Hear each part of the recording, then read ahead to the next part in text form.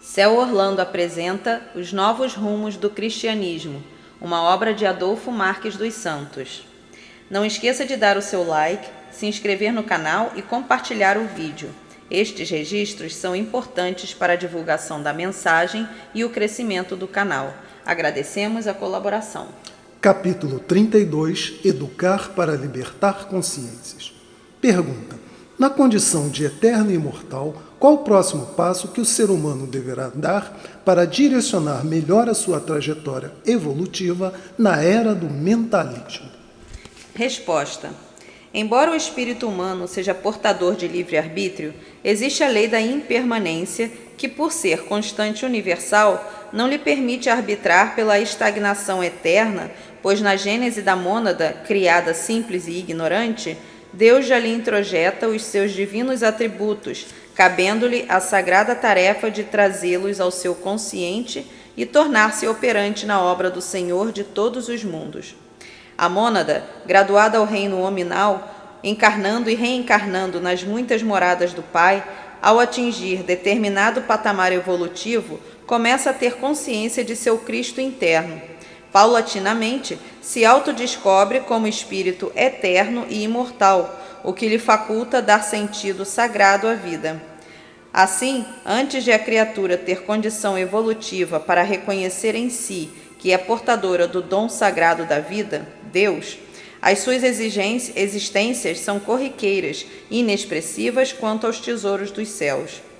O próximo passo do espírito que permanecer reencarnando na Terra após o exílio dos não credenciados será investir na busca incessante de conhecimentos sobre a vida na transcendência, para, depois de transformá-los em sabedoria, demonstrando à luz do sol a sua vivência evangélica, enquanto no plano da imanência se libertar da ancestralidade animal. Na Terra, para o curso secundário, não existirá um só espírito desconhecendo as leis da reencarnação e de causa e efeito, havendo, em consequência, a compreensão quanto ao sentido crístico da vida.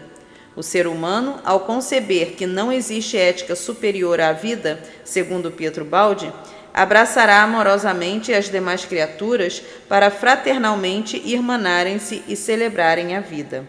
Pergunta: em se tratando de alunos frequentando um curso secundário, em que aspectos as pessoas mudarão quanto à busca dos conhecimentos transcendentes, sem se desvincularem emocionalmente do conhecimento científico terreno? Será que se dedicarão ao conhecimento celeste e abdicará do terrestre? Resposta: as leis da evolução, que são perfeitas, não permitem que o espírito terreno entre no céu antes de adquirir na terra, por esforço pessoal, as asas da razão e do sentimento. Por ser processo natural, ou seja, sem qualquer causa externa, quando o espírito atinge determinados graus evolutivos, as mudanças advêm de seu âmago de maneira tão espontânea que ele mesmo não percebe objetivamente. No curso secundário terreno, todos os espíritos encarnados dedicar-se-ão ao estudo das duas realidades, ou seja, a busca dos conhecimentos dos planos material e espiritual, pois não se consegue voar com uma só asa. Tenhamos em mente que, tanto o mais exímio e brilhante cérebro quanto o mais puro coração que o espírito possua, só adentrará os pórticos celestiais se portador de total equilíbrio entre o cérebro e o coração, ou seja, entre a razão e o sentimento. Como o maior empenho da criatura na era do mentalismo será o despertar dos atributos divinos latente em si, na sociedade terrena deixarão de existir pessoas analfabetas quanto ao cientificismo cósmico e transcendente, além do terráqueo e imanente. A evolução espiritual não conduz o espírito a abandonar as realidades do plano material. Ele é eternamente grato aos criadores de mundo pela oportunidade de ter onde apoiar os pés para aprender e ensinar, evoluir e ascender.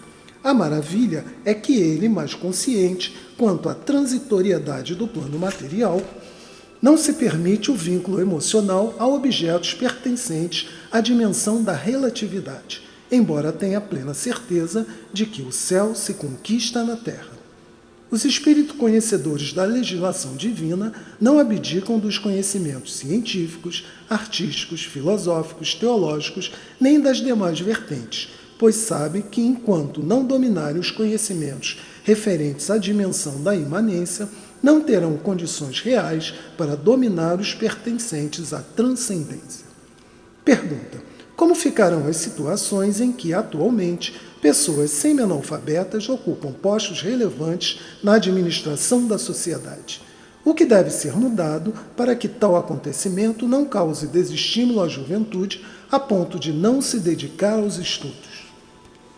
Resposta: na fase evolutiva, quando a pessoa ainda ignora o sentido sagrado das reencarnações, a sua visão é restrita ao temporário ter.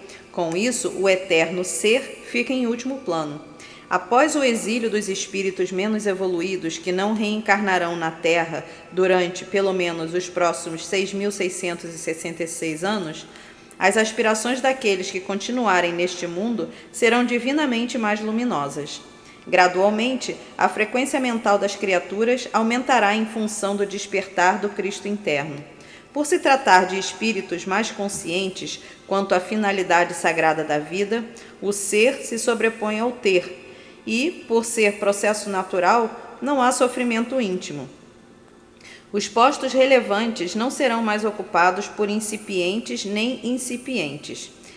A mentalidade de cada indivíduo será diferente, considerando que as novas expectativas estarão mais direcionadas para o céu, sem que haja negligência nem repúdio quanto aos valores sagrados da terra. A juventude vai sentir-se mais atraída pelos valores internos e eternos do que pelos externos e transitórios. Consta no Evangelho, Mateus 6:21, o Nazareno Mestre ter dito: onde estiver o teu tesouro, aí estará também o teu coração. Por isso, as mudanças de valores serão naturais. A fim de a juventude das primeiras gerações da era do mentalismo se motivar para os estudos profissionalizantes, as aquisições artísticas, filosóficas, tecnológicas, científicas, etc., ficam por conta das nações, que devem criar normas e condições que visem a ascensão humana. Isso porque boa parcela dos espíritos que vão compor as próximas gerações ainda precisará de estímulos propiciados pelos tesouros do mundo. Na sequência da evolução, paulatinamente, todos abdicarão de tais necessidades. No Brasil, por exemplo, os administradores públicos deveriam ter, no mínimo, a seguinte formação: vereador, bacharelado, deputado, prefeito e governador, pós-graduação, ministro, senador, juiz, desembargador, diplomata, etc., mestrado, presidente da República, doutorado. Outras medidas necessárias: os componentes das Forças Armadas deveriam ser incentivados a estudos superiores desde a primeira graduação. Os candidatos à área biomédica fossem rigorosamente avaliados antes de ingressarem na carreira, para que fossem averiguadas suas inclinações reais no desempenho da profissão. O médico, por exemplo, deveria ser incentivado a ter doutorado. Os ministros apenas poderiam ocupar as pastas de acordo com sua formação escolar e nunca por questões partidárias ou outros motivos quaisquer. Por exemplo, os ministros da Saúde teriam de ser da área biomédica, da educação, da área educacional e etc. Para que haja sucesso, o Ministério da Educação precisaria assumir a coordenação e a fiscalização de todos os cursos ministrados no Brasil. Da mesma forma, assumir a responsabilidade de avaliar, após a conclusão de cada formação, o estado psicológico e emocional de tais criaturas. Periodicamente, reavaliar para acompanhar se houve alteração de conduta. Desta forma, além de evitar certas discrepâncias praticadas no exercício da profissão que abraçou por conveniência e não por ideal, os jovens não escolherão a carreira de acordo com os bens pecuniários que delas advenham. Serão profissionais por vocação missionária. Assim, cada país, de acordo com suas necessidades e realidades, deve criar condições específicas para estimular o crescimento intelectual da juventude, seguindo princípios ético-morais evangélicos. Outro fator importantíssimo é ensinar aos jovens a amar a Deus sobre todas as coisas, para terem condições de amar ao próximo como a si mesmos. Com essa condição ético-moral, os homens abraçarão fraternalmente os homens e as guerras santas serão banidas da terra. Pergunta: a pessoa, quando direciona suas conquistas para o céu, perde os estímulos normais para a vivência e convivência na terra? Resposta: não. Pelo contrário. Para o nível atual de evolução do espírito terreno, a busca consciente dos haveres celestes estimula a melhor vivência e ressalta a salutar convivência com as criaturas terrestres. Ela se desapega suavemente, sem negligência, de tudo que for inerente ao plano da relatividade. Dessa forma, torna-se mais tolerante, compreende as fraquezas alheias e entra no exercício da misericórdia, do ver, ouvir e falar. A Escola Terra, por estar iniciando o seu curso secundário, precisará fornecer tempo aos pedagogos para, além de se prepararem para a nova metodologia de ensino, observarem as necessidades dos jovens educandos que, naturalmente, com suas novas aspirações, levarão educadores a criarem novos e progressivos parâmetros para a educação. É processo corriqueiro nas escolas planetárias a atualização permanente dos educadores para que tenham condições reais de ensinar a seus pupilos. Por não haver dúvida de que só Deus é a perfeição absoluta, todo o universo criado evolui. Portanto, na sequência do tempo, os educandários terrenos adotarão o método holístico da educação desde a formação básica. Adventos crísticos.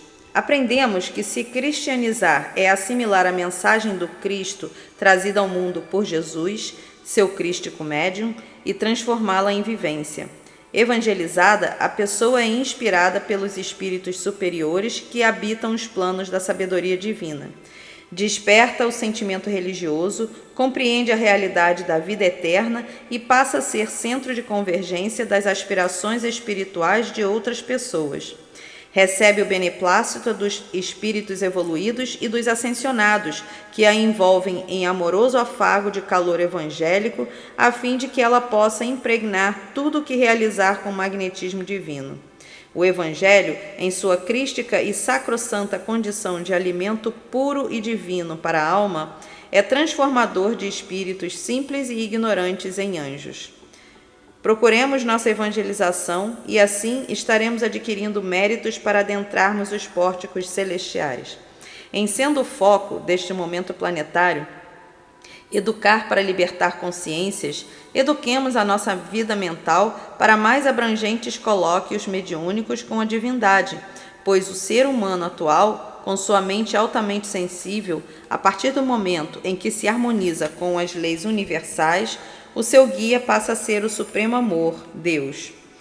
Com a evolução do medianeiro, a intuição passa a ser percepção anímica para as interações por ressonância com as superconsciências das infinitas dimensões. Assim como o amor puro é a evolução plena do egoísmo, a evolução da mediunidade é a progressiva percepção anímica do médium, de forma que a sua alma entre nas frequências das infindáveis correntes de pensamentos de maneira natural, plácida e harmônica. As inspirações advindas dos guias não são restritas às individualidades espirituais, mas também das correntes de pensamentos que fazem parte das infinitas dimensões energéticas.